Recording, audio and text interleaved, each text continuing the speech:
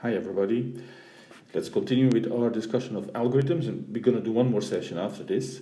And the goal of these spending three lectures on this is to show you several algorithms and how we devise them. So there's a problem that it tries to solve, how we try to solve this problem, and by the way, some of these things are quite ingenious solutions, so I'm not expecting you to always be able to find the solution yourself. And then once we have a description of what we want to do, try to put it in pseudocode. And each of these aptitudes I would actually like you to learn. And so how do you learn these things? It's not easy. It's a bit of an art of, to write pseudocode is the art of a programmer, and to solve a problem, that's the art of a mathematician. So a couple of skills that you're going to have to acquire, and I cannot expect all of you to be able to do this so easily. Some of you might not be computer science inclined, or it's not kind of your thing, so to speak, but nonetheless, by looking at many examples, you should see a pattern. And when I ask you, because I'm going to do a quiz on this, I'm going to ask you solve this problem algorithmically and write a pseudocode for it. It's, if you've seen enough of these examples, you should say, oh, it's a little bit like that. It's slightly different, but it's very much like that. So I'm going to use the same kind of reasoning. Okay. That means in order to do this, you have to see several examples. So let me start already with our first example, and the first example is a search algorithm. Remember, the search problem is the following problem. We have a list L of objects, and of them, there's always a finite list, and we have another object X, and we want to know where in the list is X. So we're searching for X in the list. So in other words, we want to record the position of X in that list. Is it the first element, the second, the third, and so on. Okay.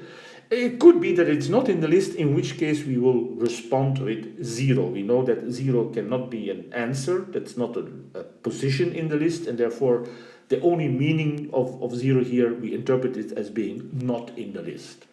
But very often we are dealing with situations where X is actually in the list. Now imagine, first of all, I'm going to do examples, and they're going to be small, 10, 15, 20 or something size, or perhaps even smaller sometimes. But in reality, in actual, when these things are implemented, we are talking much longer list. Like for instance, okay, just the list of students. That's not a long list in one class, but the list of all my students over the years could already be a longer list, right? Or the list of all students at CityTech, or all the math students at CityTech, etc.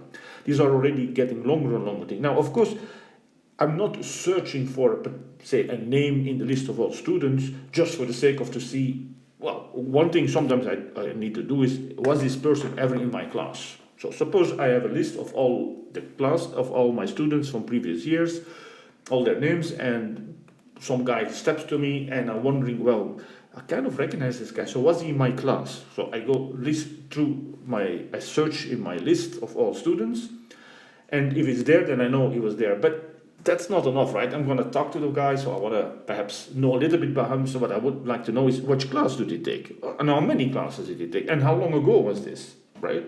So these are, of course, in this database, I'm not just have a list of names. When I have the list of students, behind it, the next column would be this class, and the next column would be, that was the grade he got, and the next column might be, more information that I have on this student. His email, for instance. So we have a database, which we call, right? And that's what we're searching. We're searching which row in the database is this X located, because then we have all the information on X. So imagine that's how we do it. Now the search that we had discussed last time was the linear search, where we basically check each single entry, whether it's there or not. But that's a tedious search, because as I said, if you're talking about databases, if you Google something, you're doing exactly that. It's a database search of keywords in a huge list, millions and millions, size of millions and millions. So that is going to take forever if you would have to just pick one after the other. So linear search is not a very efficient word. It's one of the oldest algorithms that we had, but we have now better, and one of the better ones is binary. It's not still the best one, but we cannot discuss all different ones. Now, when I say better, what do I mean with that? Well, that is something you're going to have to wait for a few more sessions, because then we make this very precise. Why is this better? Why is this faster?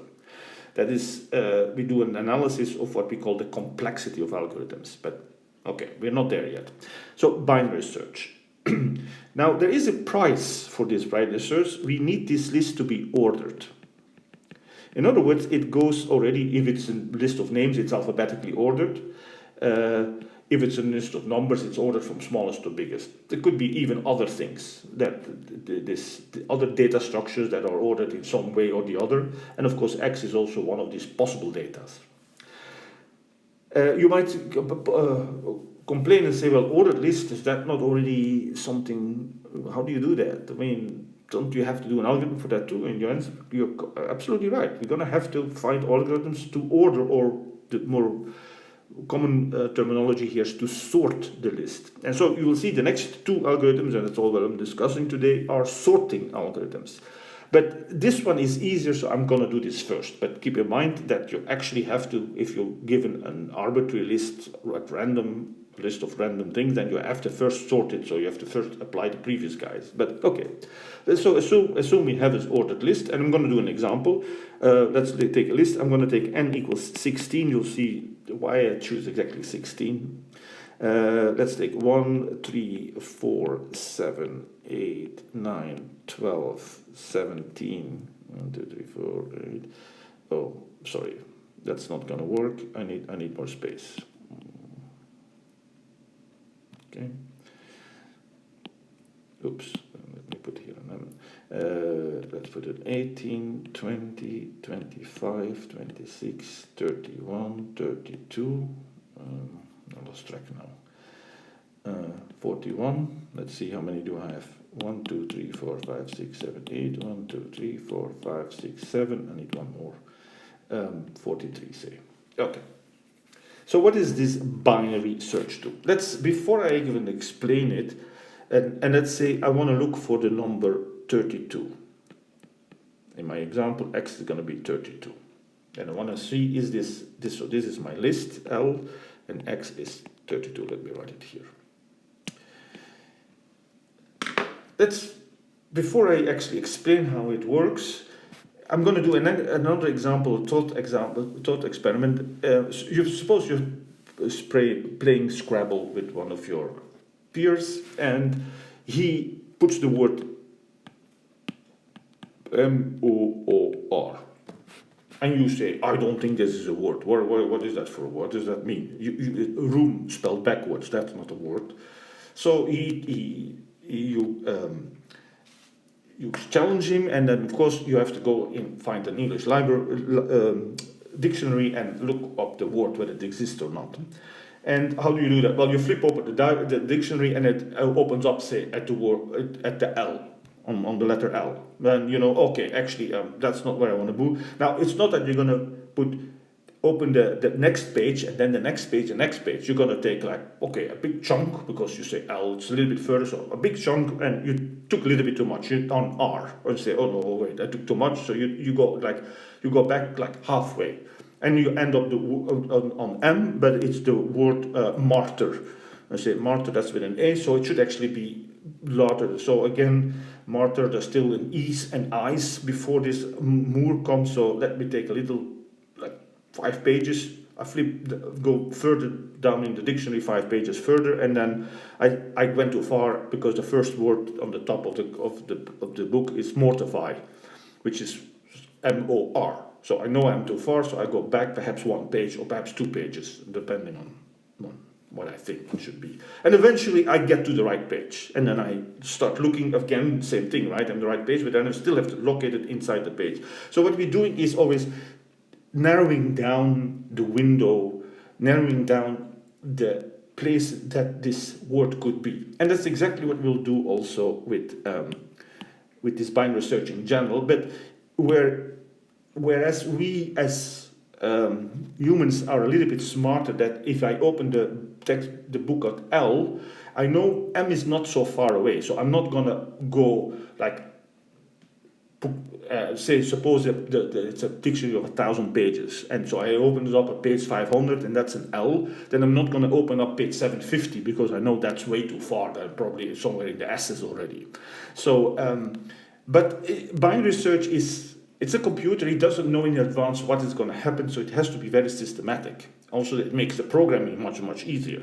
To program, well, we have never done this, right? There's no algorithm yet that mimics a human. That's so-called artificial intelligence, and that is far from being thinking as we do. So what does it do? It says, okay, I'm going to do very bluntly, always divide it halfway. Okay, I'm always going to do the thing that I said I was not going to do. I opened the textbook, the dictionary at 500, and then if I have to go to the right hand side, I still have to go further in the book, then I go halfway what is remaining. That's what he's going to do. So he goes halfway. 1, 2, 3, 4, 5, 6, 7, 8. So this is halfway. And then each time, I'm going to do it in different colors. Each time you're going to compare the last element of your first part with this search term. So you're going to compare 17, is it less than x? And x, of course, was 32 here, and 17 was the 8th element. Okay? What is the answer here? The answer, of course, is yes. What does this mean? It means that since this is an ordered list, and it is bigger, the x that I'm looking for is bigger than my last element in the first list, I know it must be in the second list. So I can scratch out the first list, and now I repeat, and this is the strength of computer programs, and is this recursive nature, what we call recursion. We'll talk about that much more in discrete math 2, is that we reduced it to a smaller problem and repeat the process.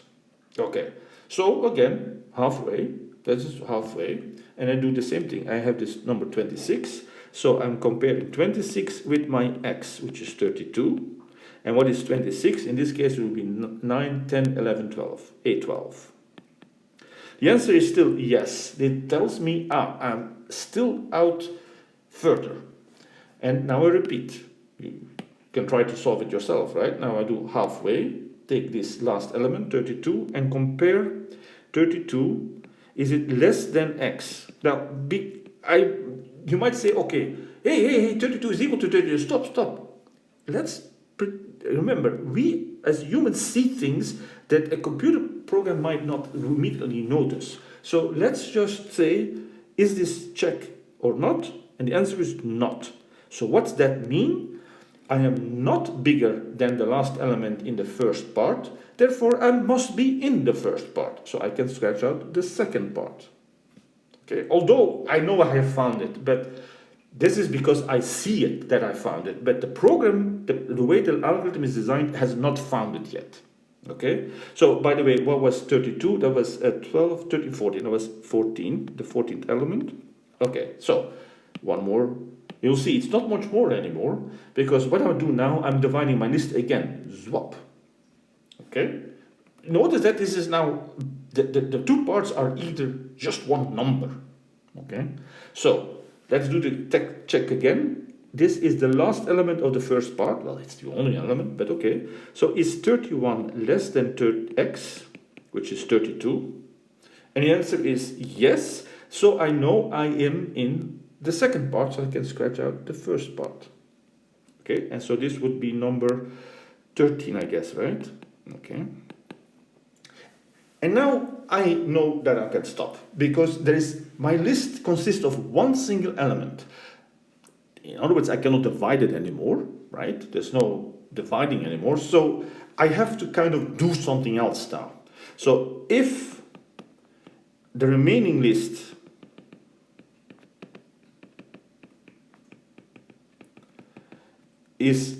has one element,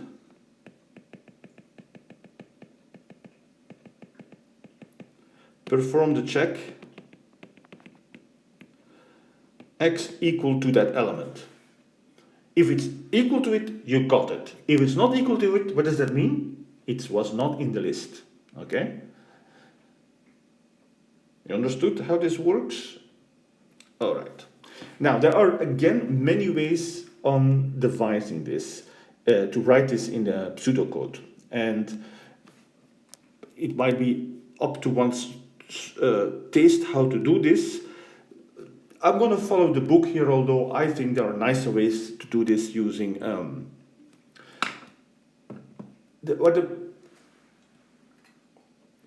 let me give the solution that the book does.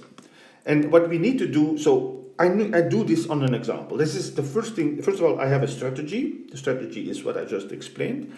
I do it on an example because I see what is changing.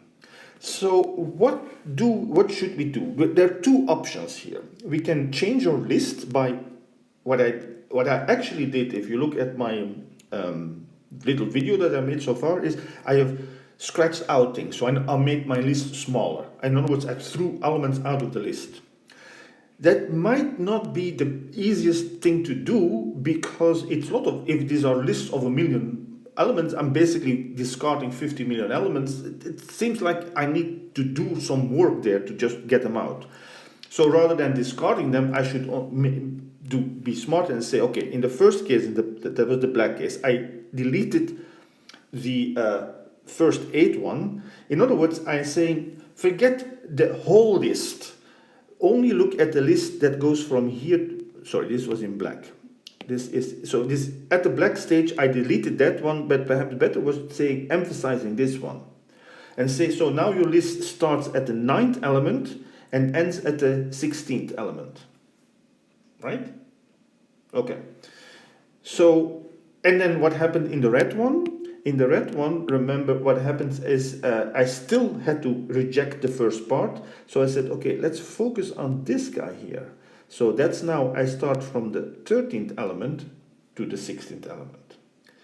And what was the next step? The green step. In the green step, I had to reject the second part. So I had to focus on this part. So notice that my beginning of the list is now the same as before, but now the end point is different. So instead of going to 16, I only go to 14, and so on and so forth. So what I'm trying to say is, what I should record at each step is the beginning of my list, what's the index of the element in the list that I'm still considering, and what is the last index. Okay, so if I would call the first index I, let me do this in black, I guess. So I is going to be the beginning, and J, sorry, right there, is going to be the end of the list that I'm still considering. Okay, of course, originally that is the first element in the list, and the end is of course the last element in the list. But for instance, after this is perhaps before I start. Sorry, let me make this a little bit clearer. So the begin, let's call them actually begin and end instead of I and J. Begin, end. In the beginning, before, so this is the initialization stage, right? So I'm going to keep track of these two variables, begin and end. When nothing is done, when I started, the beginning is 1. Oh, the beginning is 1 and the end is 16. You agree with me? Okay. When I do the first check, when I check this here, so after here, what is now the begin? The beginning is now 9 and the end is still 16. What happens after the second check? So this is, I'm just rewriting here what I wrote down underneath here. So the beginning is 13 and the end is still 16. And in the green step, something else changes. Now I have to look at the first part. So this was here, right? This is the one. So the beginning is still 13, but the end is 14. Okay? And then the last one, of course, what happened was we rejected this 13, so we had here the beginning was 14 and the end was 14.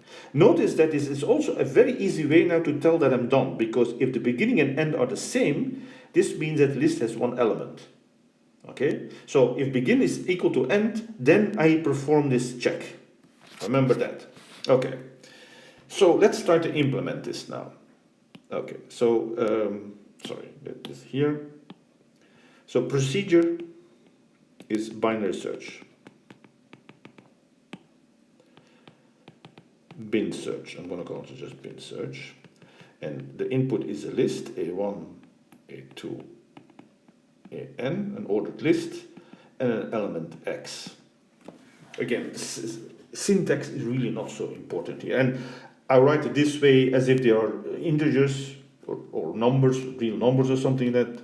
But as well, this could be words, and then the less than equal means alphabetically less than equal. Okay, so this has been discussed. Now, notice that I need to talk about beginning and end. And these are things that are constantly changing depending on what happens. So I better record these from the beginning. So and initialize these, begin, because it's not part of the data yet. So begin is 1 and end is n. Okay.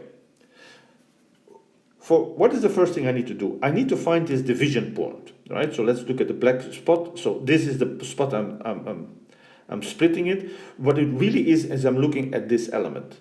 Okay, because remember, this is the element that I'm going to compare with. So that is what I'm doing here. I'm taking the whole list. What's the length of the list?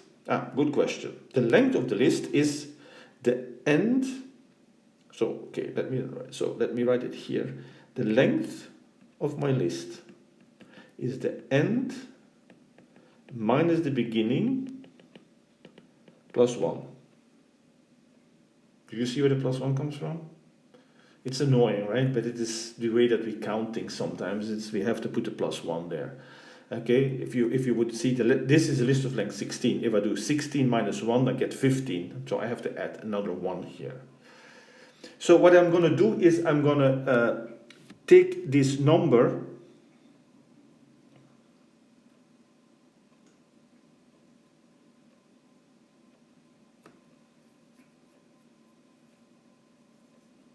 This is the length of the list. Okay. So where is halfway? Halfway, I'm just going to record for myself that I know what happens. Halfway would be the end plus the beginning divided by 2. Right? Let's see what happens. Is this true if I do this with my original start? End is 16, beginning is 117 divided by 2. Oh, that's not even a whole number. So I guess probably I have to take a ceiling or a floor, and in this thing, it's the floor that I'm going to take. That's another issue. Notice that because I took the number 16, it kept dividing so nicely. But if I had 15, I cannot really divide evenly, right? So one will be size 8, another one will be size 7. And which one is the bigger or smaller, it just depends on whether I take a floor or a ceiling here. So halfway is going to be this number. And remember, halfway was exactly the number that I'm going to test with. Okay? So let's record this. So what I'm going to do. So I know kind of what I need to do, right? I'm going to change this. I'm going to compare with the number that is halfway. And then, that's one thing. And then once I do the comparison, I have to decide which part of the list I'm going to go in the first part or the second part. What does that mean? If I go to the first part, it means that the end, the original end, has to be made smaller now. If I go to the second part, the original beginning has to make bigger. So I have to adjust beginning and end. Sure, what else should I do? That seems to be it, right? Then after I've done this, I should repeat. But remember, I have to some point decide when am I done, because I can repeat and repeat and repeat and repeat. But if you have one left, if you have a list of one left, what would it be? So if the end and beginning are the same, right? So notice this is exactly what happens in the blue case, right? At the very end of this, then I would have here, this number would be 14 plus 14 divided by 2, that's 14. So I get the same thing, and I would keep doing the same thing. So when these two are the same, I should stop. Okay, so I have to loop until something happens, and then I stop. Now, think about it. Should you do a for loop, for a counter going from this to that, or should I do a while loop? I think the while loop is the right thing to do here, right? So, okay, let's do this. So, while, and what is it? As long as beginning and ending are different. So, while begin is less than, of course it's always less than, end, I keep doing splitting down. if beginning and end are the same, then I shouldn't do anything anymore and I should actually give the answer. Okay, so let's see. What is the next thing? Now let's implement what I said. I'm going to take halfway. Let's define halfway. That's a new variable. I'm just going to call it halfway. No, let's call it halfway. Halfway is, I'm going to take the end plus the beginning and then divide by 2. That is the average, if you want, right? I'm averaging over this end and beginning, divide by 2. It might not be a whole number, so I should put a floor and not like that. I decide to take a floor, and that's exactly what means that I compare with the last element of the first group. I could have compared with the first element of the last group. That would be different. Okay. Good. So that is halfway. Now, what should we do now? Once I know where halfway is, I have to compare the halfway element with my x. So how is that? Well, comparing means an if. If it's bigger, if it's then. Okay, so we're doing an if. So if, then, let's see. So let's write down what it is. If a halfway, okay, there's a little bit, is, remember we said it is less than x. If we do this comparison, okay, let's think about what I should do if this happens. This means what? This means that x is in the second part. This means that my beginning should change. Then what is the beginning? So begin should now become halfway. Does it? Let's think about it. Is that exactly what happened?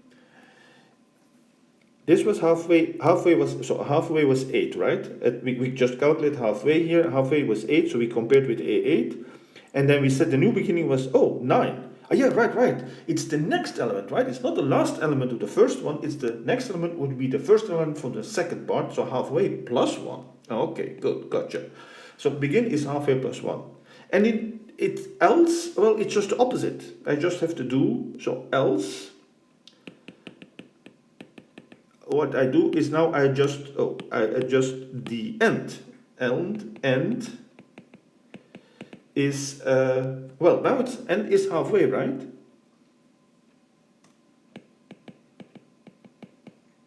Let's see where this happens. This happens in occasion in the green part, right? Here. When we were comparing here with 14 and 32, we saw 32 was, this comparison did not hold. So we had to go to the else part of it, and in the else part, we had to put the end equal to exactly the index, right? Now, it's the halfway point is exactly the last part of my new list. Okay, so that's the loop. Great. And so, okay, as I said, this is what it needs to be done, and once this ends, beginning and end are the same. Are we done? Well, you remember, now when you find, let's say here, so in this situation, we are now at this situation, we reached this green solution here, there's only one list left, so we're comparing our x with 32. But for instance, suppose x was 31.5. Everything would have stayed the same, except that I would so now say, 31.5 is not equal to 32, so no. The x is not in the list. So I do have to still do one comparison. So now I have to compare what? Whether x is equal to what I now call, well, beginning and end are the same, so it doesn't matter what I call it. So if, then again, so let me write that up. What is, if a end is equal to x, then the location, remember, I actually have to you have to tell us what the location of the element is in the list. Then location is end. Why do I use end and not beginning? Because end is 3 letters and beginning is 5 letters. There is no reason, because at this point they must be equal. Otherwise the while loop would have continued. That's the great part of it. So if this is the case, then location is end. What happens else? Well, else, the only thing that x is not equal to this determined element a end is because it was not there. So else location is 0.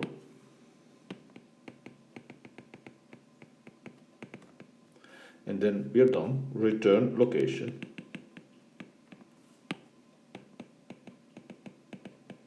Okay? This is a very compact way that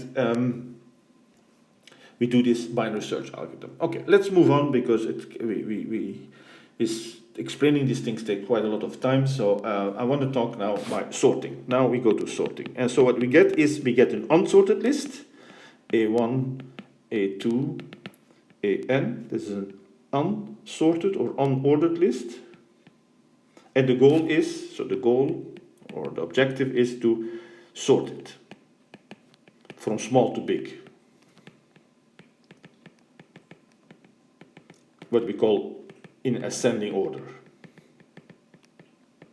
That's the fancy term for it. Okay, i.e. in ascending order. Okay.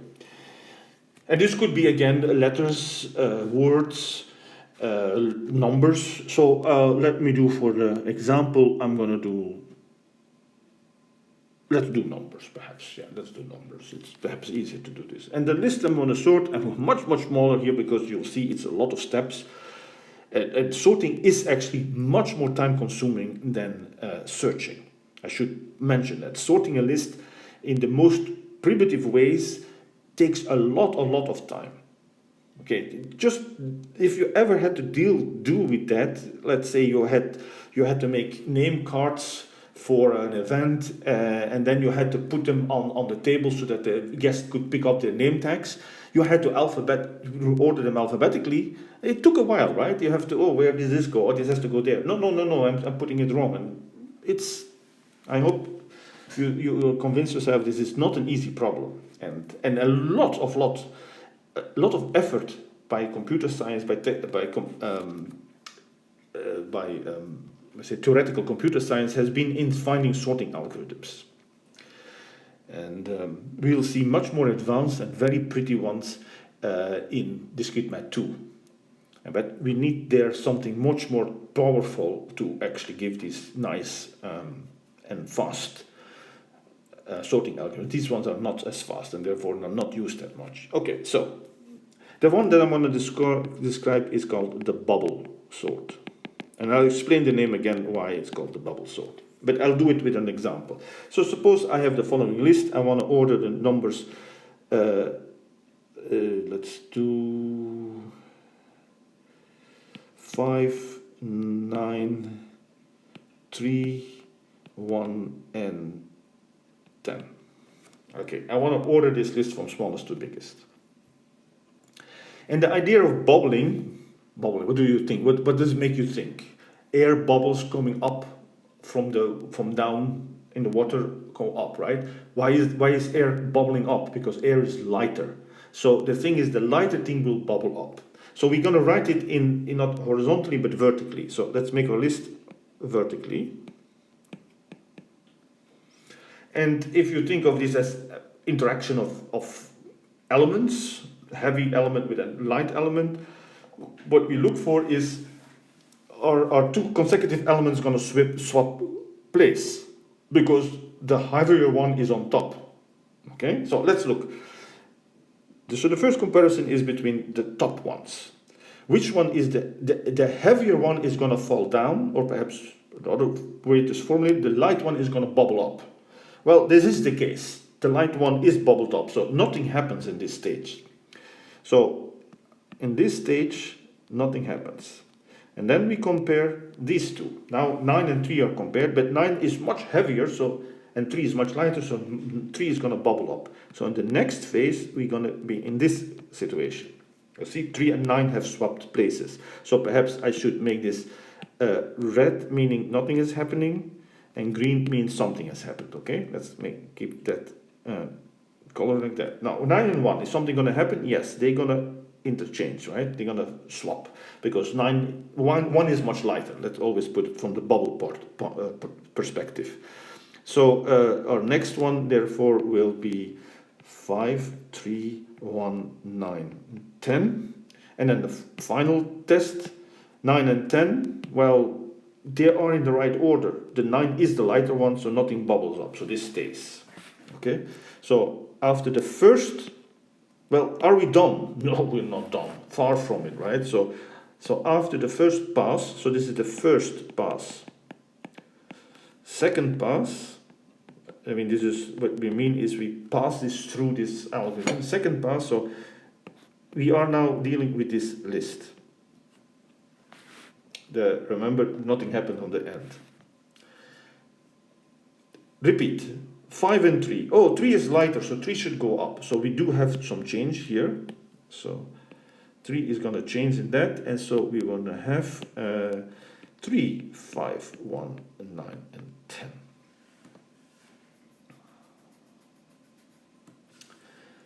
Okay. So, I regret a little bit that I started with this, because it's going to be slightly less obvious. Can I change it a little bit, guys? Okay, I'm going to change my 10 into an 8. Nothing is wrong, but I want to show you something that happens, and it is more clear if I change my example slightly. So I'm going to make this into an 8. Okay, so all these last 10s are 8s here. And of course, one thing ends, we're going to change at the very end there, right? So this is an 8, an 8, an 8, and an 8. And now these 9 and 8 also have to be swapped. Okay, so what we're going to have now is, let me do this now. We have an 8, oh, that should be black. An 8 and a 9, and an 8 and a 9, right? Okay. So, okay. Going on, 5 and 3 swapped. What about 5 and 1? Yeah, okay. It's still, we have the heavier 5 is still on top. So I'm going to have to swap these two. Yeah. I shouldn't have made it 8. I'm sorry, guys. I'm going to make it into 4. I hope you just see what I'm trying to show you. Different things that happen if I take different numbers, right? Okay, so let's make this a 4. Okay, so this was 4, 4, 4, 4. Did something essential change? Not really, right? The only thing is that 9 and 4 are swapped, so instead of this 8, we have a 4 here, and we have a 4 here, so nothing really had happened. Right, these two were still interchanged right here, so the green part. Okay, so, next step. So what we have, our list after 1 has bubbled up is this list, right? Notice that 1 only bubbles up 1 spot at a time. You only bubble up 1 spot at a time. You might say, this is stupid, why don't you let the guy bubble up all the way? Well, we have to implement this in a general fashion without knowing really what is biggest and what is smallest, right? We mechanically keep doing this. We see, of course, what's the smallest and the biggest, but suppose I would put here Chinese characters, and they are also alphabetically ordered, but none of us has any idea how you order Chinese characters. So you would have to each time ask a Chinese person, is this character bigger or smaller than the previous one? And he would say bigger, smaller. And each time we can only do one change. We have no idea what's the smallest and the biggest, right? That's how you should think about this. You don't know at all. You should not look at these things and say, oh, I see what is going on. Okay, so continuing with our bubbling. So 5 and 4, they're gonna bubble up, right? And so what the result will be is a 3, 1, 4, 5, 9. So the next step, nothing will happen. But I'm not trying to think. We were talking about the lightest element should bubble up, but actually something else has happened. Let's think about it. The heaviest element has sunken down.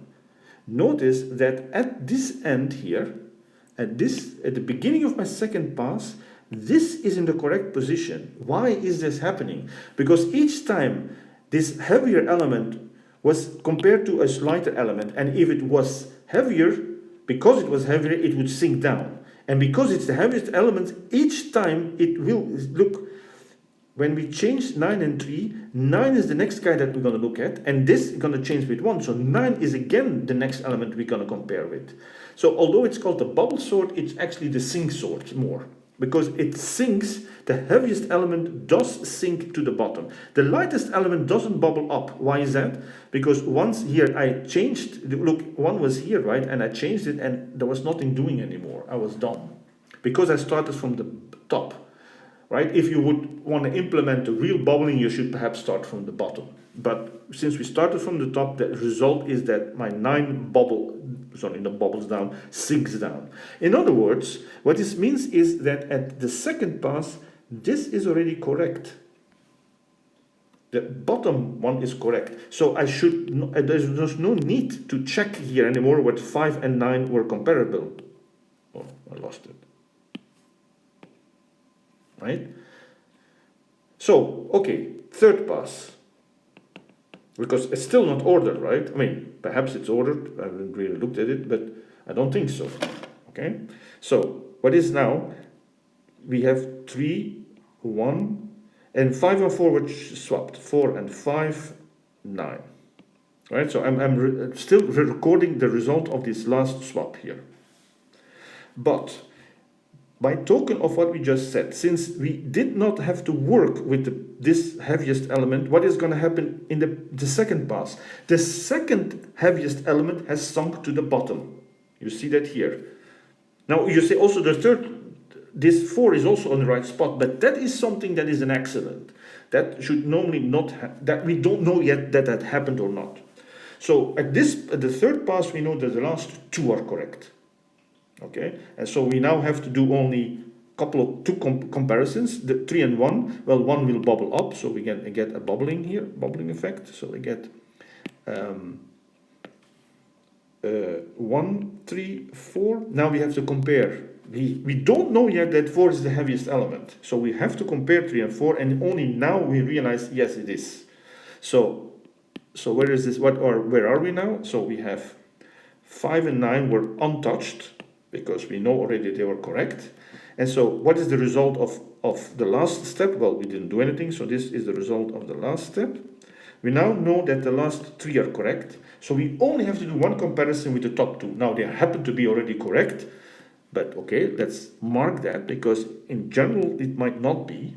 You can make examples where you still have to do something here, and after this one last pass we get, so this was the 4th pass.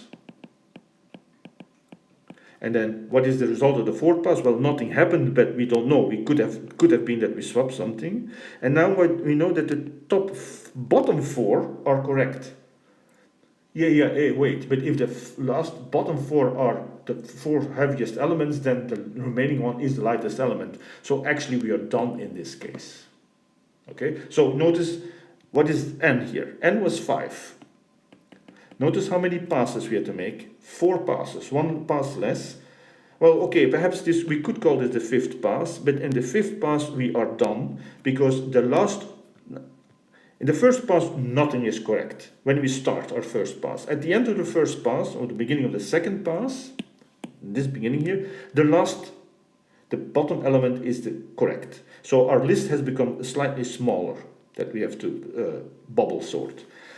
After the next pass, we have now 2 correct ones, so we only have to work with a smaller list and do the bubbling of that. For the 4th pass, 1 list, and the 5th pass, we have a list of size n-1, which means we don't need to do anything. So that's the idea. So here's the algorithm now in pseudocode. So procedure, I call it just bubble. And so bubble is a list of distinct numbers. They say real numbers here, real numbers, but they could have been words or words. I'm going to be a little bit more flexible. And so, right, well, they don't have to be distinct, by the way. So I have to think of that I don't make the heaviest element. If they're both the same, then I can decide to switch them or not switch. It makes no difference, right? So, okay. So let's think. I have to do loop. I loop to this, what I'm going to do. I'm going to loop from top to bottom, which actually means from left to right. And that will guarantee that my very last element is correct. In other words, I will have done a sorting of the first n minus 1 elements. Okay, and then I repeat. Okay, so for, it's a for loop, right? For I going from 2, let's think about it. So I is going to be the first counter. This is going to be the number of passes. I going from 1. How many passes were there? Well, as I said, depends on where you put it, right? So if you carry out the last check, then the result is correct. So really n minus 1 passes. This is always correct. There's no pass anymore. So I'm going to go n minus 1. So for I going from 1 to n minus 1. So this tells me the number of passes. So so I is 1, I is 2, I is 3, and I is 4. And I is 4. After I do this, after I carry it out, I am done. Okay, good. Now, what else do we need to do? Well, then we each these things we have to loop through the elements. Here we compare the first with the second element. So j is, let's call the first element that compare, and the next one is always j plus 1. So j is 1, here j is 2 because we're comparing this one, j is 3 because we're comparing this one, and j is 4, we're comparing this one. Now notice the elements of the list have changed as we compare, right? The list will change, so that's another thing. We're going to have to interchange. We're going to have to change our list, but we'll see how that will do that. So j is a counter that counts how many times we have to do this. And how does j work? Well, let's think about it. In the first pass, j has to go from 1 to 4. Now n is 5. Why do we do only 4 times? Because there are only 4 comparisons, right? So 1 less than n. So here j goes from 1 all the way to n minus 1. But what happens in the next step? In the next step, we know that the last element is correct. So our list actually is now, so here the length of the list, the length of the list is n. The new list that we really need to consider has only length n minus 1. So j will now go from 1 to n minus 2. Right? Understand that? Because, I repeat, look at the example. N is the size of the list. Originally, if it's the size of list n, how many comparisons do you have? Well, 1 less, right? Because, as you see, there are 4 comparisons in a list of 5. Okay, but once you have done the first pass, the last element is correct, so your list has become smaller, has now 1 element less, and therefore, again, how many comparisons we have to do now from 1 to n minus 2? You understand that? And what is this 1 and 2? Well, it's exactly the value of I. So coming to make my conclusion here, I'm going to now loop for j. Let's call that the j counter that we have been talking about. It goes from 1, but it only goes to n minus I. I hope I convinced you that this is what I do, right? Each time I go a little bit less.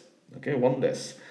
And what is it that I do in this thing? Well, each time I'm comparing the jth element with its next element. So let's just, okay, so again, it's an indentation because it's inside the loop, right? Don't forget the indentations, right? What happens inside the loop and is important, right? Because otherwise it won't be carried out each time. So what I have to do is compare my jth element with the next one, which is j plus 1. Okay, if that element is bigger, heavier, then it should go down.